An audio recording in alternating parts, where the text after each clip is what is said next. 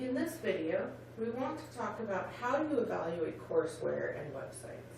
And this actually ends up being quite important to us. As you leave this course, you're going to probably want to incorporate fun videos, maybe websites into your class, and you need to be able to evaluate them. This also is meant to be a preparatory lesson for your presentations that will happen in the week following Thanksgiving. So in your discussion board, you were asked to think about the discussion question, what are some special challenges for finding appropriate language resources? Some things that may have come up in your discussion is finding materials that are at the appropriate level for your students. So if you're looking for real life authentic materials, you may find that they're too difficult for your students. If you find that materials that have been created for ESL students, you may see them labeled by the terms like beginner, intermediate, advanced. But the ways that those terms are used may be very different for each creator of materials. So you might find a material for beginners, and you're teaching a beginner class, you think it's going to be perfect, and then it ends up being too difficult for your students.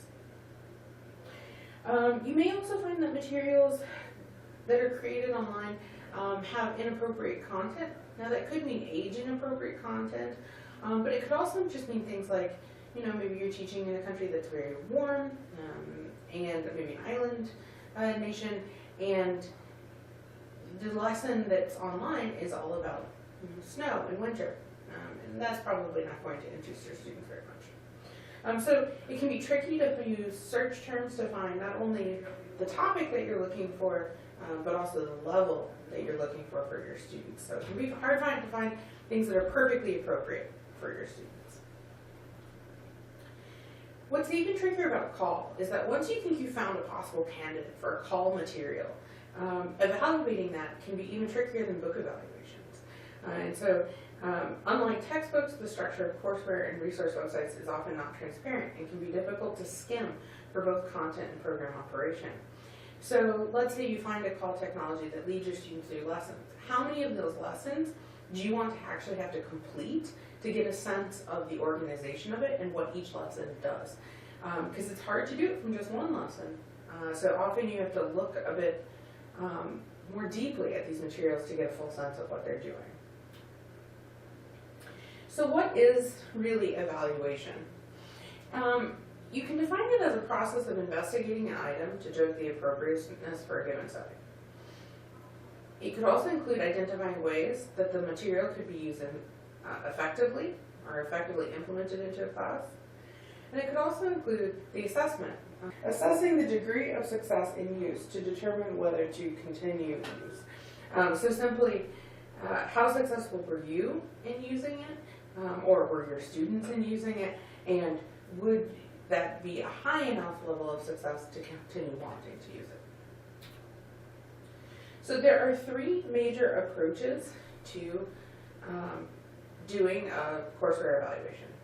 There's checklists, methodological frameworks, and SLA-based, research-based approaches. So we're going to go through each one of these.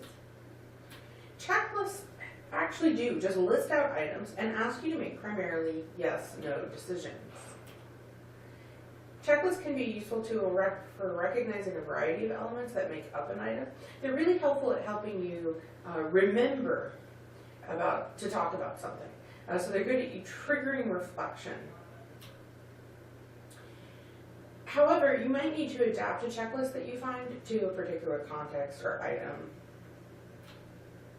An example checklist is the NFLRC checklist, and that has been uploaded to the course website. Another approach would be methodological frameworks. These are largely descriptive, so they're not judgmental so much. They work to link language teaching considerations that happen in the classroom to the technology. So some things that it might cover would be the approach. What are the underlying theories of linguistics and language learning assumed by the method? They can talk about the design, whether it's consistent with the approach, and the procedure. What are the techniques and activities through which that design is realized? The final approach are SLA-based approaches. What an SLA-based approach tries to do is take a research-based recommendation from SLA. So we know certain things about how people learn languages, and we want to try to apply them to call software. Now these can look somewhat checklisty, right? But the difference here is often these provide guidance as to what a good material would look like. A checklist is often simply things like, does this run on a PC? Yes, no. Does this run on a Mac? Yes, no. A SLA-based one would be more like, this program should provide authentic and meaningful language opportunities. And so then when you say yes or no, you're actually saying something about its quality as well. A good example of an SLA-based approach comes from Chappell's criteria. Again, this is uploaded on the course website, and you should be taking a look through these. And you'll have to for the practice activity. So there are often stages of evaluation. And so we're actually going to look through a bit of Hubbard's criteria for doing an evaluation, but it should go through stages like a technical preview, operational description, teacher fit, learner fit, implementation screens, and overall, is it useful? So for a technical preview, some of the information you should be thinking about. Will the program run with the equipment that you have? So that might mean a Mac or PC, but it also might mean a mobile device. What is the memory or processing requirements? So for example, if we found a program for virtual reality, that would really require a very intense computer, and not all of our students could be expected to have that type of equipment. Will students be able to access it in a lab or outside of class? Can the instructor use it? So if you're the instructor getting ready to maybe use this, can you use it comfortably? Do you feel like you could lead students through it? Then you work to provide an operational description. In this, you would try it out as a cooperative user. And here it means you're giving it the benefit of the doubt. You want this program to work, and you want to be able to use it. Okay? So as a cooperative user, you'll record your first impressions. Then it's helpful to look at the documentation. So what does the company or creator say about the item? You can often find this kind of hiding on a lot of websites. They usually lead you directly to the lessons, but often have some About Us type pages. Some things to note as you continue as a cooperative user through the site or resource. Note how the screen is laid out and its interface. What is the timing? How do they present info? How long does it take? How much time is allowed for responses? And how long would it generally take a student to complete the activities? What are the control options? So do the students have to go through each lesson in a predetermined order, or can they choose? Can the learner, if they're struggling, activate different forms of support? It could be tooltips. It could be, going to a help lesson or something like that. What is the user input? So how is the learner actually interacting with the program? Do they speak to it? Do they type answers? Do they click answers? What are they actually doing? Also, what is the feedback that they receive? This could be an explicit yes, no on whether you got something correct. Could be implicit feedback, so something like the incorrect answers disappear if a student tries to click them. Could also be something that's cumulative, so scores are provided only after a set of exercises or items. And finally, as part of the operational description, you want to describe the help options. So can students access help without having to reach out to the instructor? And what are those options? Okay, so let's talk about teacher fit. One of the things that you need to figure out and do a review of technology is determine what assumptions it's making about language learning based on the activities.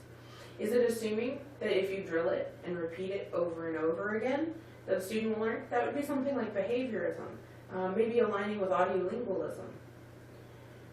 Does it assume that students have to communicate? Right? in which case maybe they're pulling from Long's interaction hypothesis and would best fit a communicative teaching approach. Right, so you have to figure that out.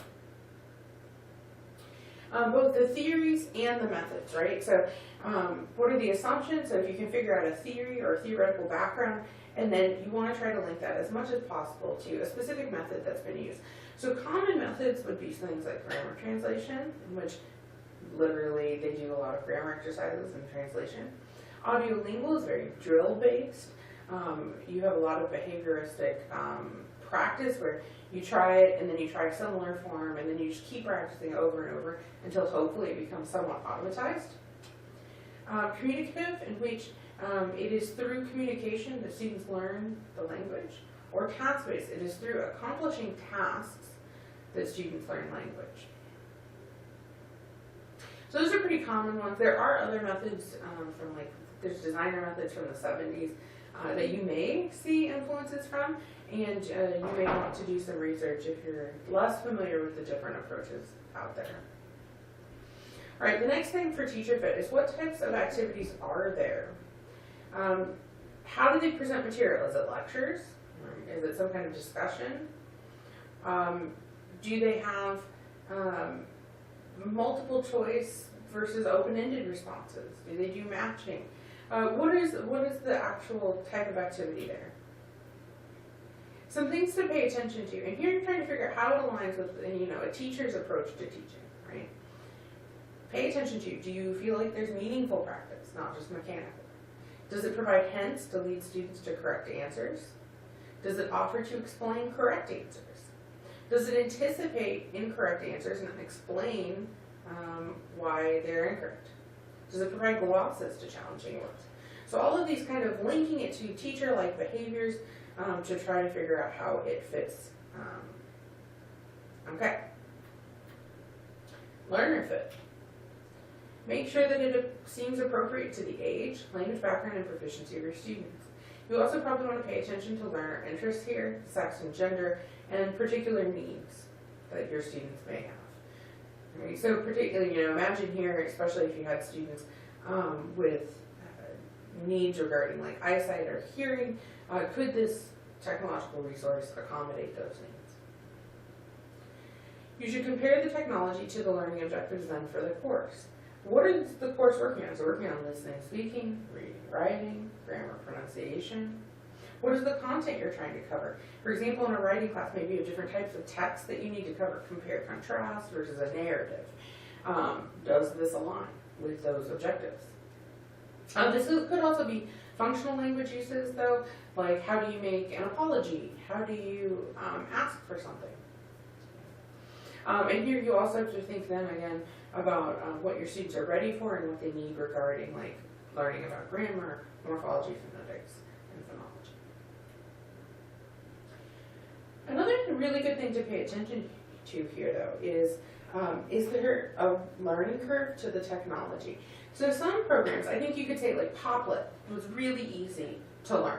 You point and click, it drops a Popl, and you're ready to go. But other technologies are a bit harder to learn. I think some of you noticed that with folio spaces. Another one that's really hard to learn is something like Second Line. It's really hard to get used to moving around in the environment. And if there's a learning curve, it is important to pay attention to. So this leads you to, though, after you've looked at all these other things, so a few final decisions. First of all, implementation. How could you actually integrate this into a larger course? Would you have to design your course around the technology, or could it easily be implemented in a unit, a lesson that you already have? And also, the final decision is it overall useful for the course? Okay, so these are kind of Hubbard's guidelines for looking at a piece, and Hubbard's guidelines are in the course website as well, and they fit nicely with what Chappell has done. Okay, now, you may be thinking, wow, we've looked at a lot of different ways of doing this. There are a couple other things to think about, though, while you evaluate the technology. The course textbook points out that we should also be paying attention to 3 aspects of kind of general approaches to learning and teaching. The first is we need to pay attention to how the technology deals with the aspects of knowledge. We know that students need more than just facts. They also need to have conceptual knowledge of how the pieces work together to build a big picture. So for example, they don't just know how to create a past tense marker, they know how to create a sentence and a meaning with that grammatical piece. Okay? Students would also need to know how to modify use in different contexts. How can they make their speech more formal or informal? How can they adapt to a regional dialect maybe? So it can't just be a presentation of facts. It's got to have a lot of information to help them make use of it. We also want to look broadly at the approaches to pedagogy. So early approaches to teaching focus primarily on transmission. In transmission approaches, information is given directly to learners. But we know that's not the most effective way to teach. So students don't just need information provided to them, they need to construct their own understanding of the language through working in it to accomplish something and through interaction with others. So we're looking for more dialogic or constructionist approaches to learning. Finally, we want to pay attention to the thinking skills that are required of students. Students need to be able to do more than just remember a fact or understand a fact. They need to be able to apply the fact. So let's say they know how to make the past tense marker. Can they do that in a new sentence? They need to be able to analyze facts. Here, analyzing often means taking apart pieces of information. So maybe breaking apart a sentence to figure out what they've got in it. Some of the other things that often fit into analyzing would be things like categorizing. So maybe knowing parts of speech and comparing. They also need to be able to evaluate items. So making judgments on value could mean critiquing or interpreting. And so maybe students can see a sentence and decide whether it is a correct sentence or could create better ways of creating that sentence meaning. Okay, so once we thought about all of these things, hopefully we can choose some call technologies and use them with our students. All right? We choose what we think will be the best and we use them with our students, but we want to evaluate still at this point. So after students use the technology, we can ask to what degree has the item been effective in meeting its learning objectives. So for example, if you think Poplet is going to be awesome for reading comprehension, so you're going to have them make a visual representation of each reading and you think it might increase their reading comprehension, we can actually test that, right? We can test their reading comprehension as a way to see if it's actually helping. We can also look at other sources of data as we try to determine whether technology has been useful. We can observe students using it. This is really helpful for understanding maybe parts that are frustrating to students or parts that are going well. We can use both observation and tracking systems to get a sense of what students actually do with the technology. So a lot of times technologies may have like multiple different parts, but students can find one aspect of the program that they really like, that they use a lot, and maybe ignore other aspects of the program. And we can also use student surveys. So this might even include things like something like, did you like working with the program or not? How much time did you spend using the program? What was your favorite feature? And so on. Okay. It's important that we don't just choose technologies and never check whether students are liking them, whether students are learning from them, and so on. Okay, so now that we have covered the different considerations that you need to take into account when you're choosing a material and using material with students, you should be ready to be able to analyze and evaluate a new technology. So for practice, we're going to evaluate actually two technologies. One's BBC Learning English. No one chose it for their presentation, so I've included it as one of our things that we're going to evaluate. And then also, you'll see an embedded unit in our course website, so it's the CNET English lesson. And this was actually created by a student in the class. Be a little nice. I think you'll be nice.